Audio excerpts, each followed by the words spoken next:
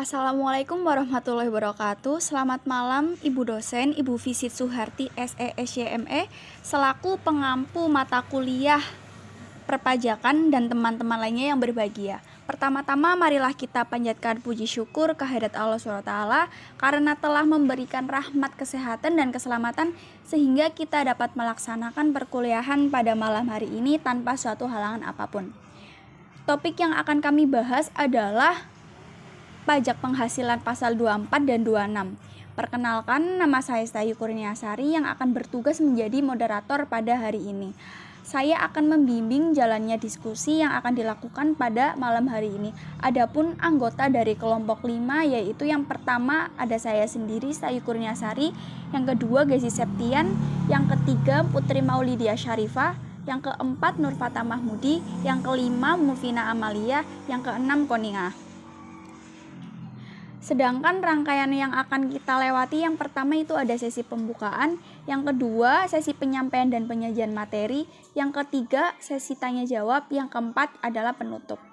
Baik teman-teman semuanya, mari kita buka acara pada malam hari ini dengan bacaan basmalah bersama-sama.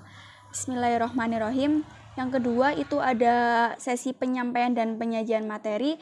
Saya persilahkan kepada pemateri untuk menyampaikan materinya. Di sini saya akan menjelaskan tentang pengertian PPh pasal 24. Pajak penghasilan pasal 24 adalah pajak yang dipungut di luar negeri atas penghasilan wajib pajak di luar negeri. Jumlah pajak atas penghasilan wajib pajak dalam negeri yang dibayar atau terutang di luar negeri tersebut dihitung berdasarkan tarif pajak yang berlaku di negara yang bersangkutan, dikalikan dengan penghasilan yang diterima atau diperoleh di negara yang bersangkutan.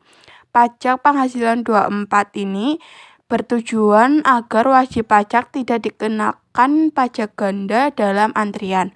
Pajak telah dibayarkan di luar negeri oleh wajib pajak dapat menjadi pengurangan nilai pajak terutang di Indonesia. Untuk selanjutnya subobjek pajak pasal 24. Yang pertama ada imbalan. Penggantian atau imbalan berkenaan dengan pekerjaan atau jasa yang diterima atau diperoleh. Yang kedua ada hadiah dari undian atau pekerjaan atau kegiatan dan penghargaan. Yang ketiga adalah laba usaha. Yang keempat ada keuntungan. Keuntungan karena penjualan atau karena pengalihan harta. Mekanisme pengkreditan PPh yang dibayarkan di luar negeri. Yang pertama, pajak penghasilan yang terutang di luar negeri dapat dikreditkan dengan PPh yang terutang di Indonesia. 2. Pengkreditan dilakukan dalam tahun pajak digabungkannya penghasilan dari luar negeri dengan penghasilan di Indonesia. 3. Jumlah PPh pasal 24 yang dapat dikreditkan maksimum sebesar jumlah yang lebih rendah di antara PPh yang dibayar atau terutang di luar negeri. 4. Jika penghasilan dari berbagai negara, maka perhitungan pasal 24 dilakukan untuk masing-masing negara. Yang kelima, penghasilan kena pajak yang tidak dikenakan PPh final tidak dapat digabungkan dengan penghasilan lainnya. Yang keenam, jika pajak yang dibayarkan atau terutang melebihi PPh pasal 24, maka kelebihan tidak dapat diperhitungkan di tahun berikutnya, tidak boleh dibebankan sebagai biaya, dan tidak dapat direstitusi. Yang ketujuh, wajib pajak wajib menyampaikan permohonan ke KPP bersamaan dengan penyampaian SPT tahun PPh. Yang kedelapan, atas permohonan wajib pajak, Kepala KPP dapat memperpanjang jangka waktu penyampaian lampiran-lampiran. 9. Wajib pajak wajib melakukan pembetulan SPT tahun yang bersangkutan. Yang ke-10, jika pembetulan SPT menyebabkan PPh kurang bayar, maka tidak dikenakan sanksi bunga. Dan yang ke-11, jika pembetulan SPT menyebabkan lebih bayar, maka dapat dikembalikan. Selanjutnya, contoh kasus PPh pasal 24. PT Anugrah selama tahun berjalan memperoleh dividen dari negara X sebagai berikut. Dividen 4.239,04 US dollar, khususnya 9.500, yaitu 40.270.880. Misalnya, jika pajak atas dividen dari negara X adalah 38%, maka menjadi 15.302.934. Maka penghasilan dividen yang dibawa pulang ke Indonesia menjadi 24.967.946 rupiah. Maka jurnalnya pajak dibayar di muka PPh pasal 24 yaitu 24.967.946 rupiah. Penghasilan dividen 15.302.934 rupiah. Maka totalnya 40.270.880 rupiah. Pajak dibayar di muka PPh pasal 24 sebesar 15.302.934 dapat dikreditkan asalkan tidak melebihi perhitungan pajak yang terutang menurut Undang-Undang PPh nomor 17 tahun 2000.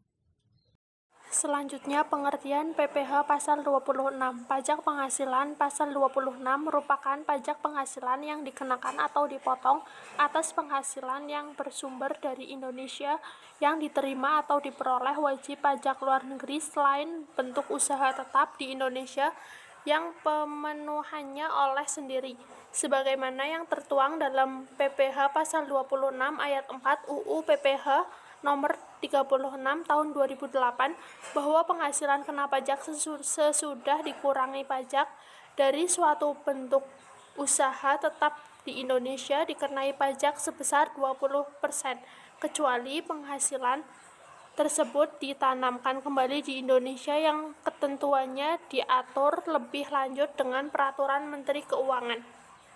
Subjek objek pajak PPh pasal 26. Orang pribadi dengan status sebagai subjek pajak luar negeri yang penerimaan atau memperoleh penghasilan dengan nama dan bentuk apapun sepanjang tidak dikecualikan dalam Peraturan Direktur Jenderal Pajak. Tarif pajak PPh pasal 26.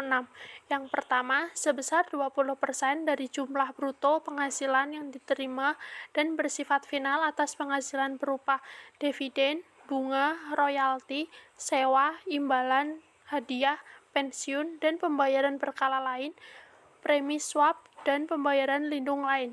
Yang kedua, sebesar 20% dari perkiraan penghasilan neto dan bersifat final atas penghasilan berupa penghasilan dari penjualan harta di Indonesia kecuali yang diatur dalam pasal 4 ayat 2 premi asuransi bentuk usaha tetap kecuali penghasilan tersebut ditanamkan kembali di Indonesia tidak dipotong PPh pasal 26. Selanjutnya, mekanisme pemotongan penyetoran pelaporan PPh pasal 26. PPh pasal 26 terutang pada akhir bulan dilakukannya pembayaran atau akhir bulan terutangnya penghasilan, tergantung yang mana terjadi lebih dahulu. Pemotongan PPh pasal 26 wajib membuat bukti pemotongan PPh pasal 26 rangkap 3 dengan urutan lembar untuk wajib pajak luar negeri, untuk kantor pelayanan pajak, dan untuk arsip pemotong. PPh pasal 26 wajib disetorkan ke bank persepsi atau kantor pos dengan menggunakan surat setoran pajak atau SSP. Paling lambat tanggal 10 bulan takwim berikutnya setelah bulan saat terutangnya pajak. Yang selanjutnya yaitu contoh kasus PPh pasal 26. Mike adalah karyawan asing pada perusahaan PT Dirakonsul. Mike bertempat tinggal kurang dari 183 hari. Mike sudah beristri dan mempunyai seorang anak. Dalam bulan April 2009, Mike memperoleh gaji sebesar 5.000 US dollar sebulan. Kurs yang berlaku yaitu sebesar 10.500 rupiah per 1,7 US dollar. Perhitungan PPh pasal 26.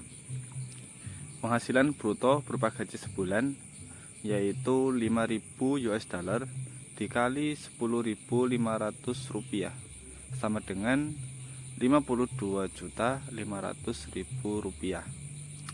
Penerapan tarif yaitu sebesar 20% dikali 52.500.000 rupiah sama dengan Rp10.500.000.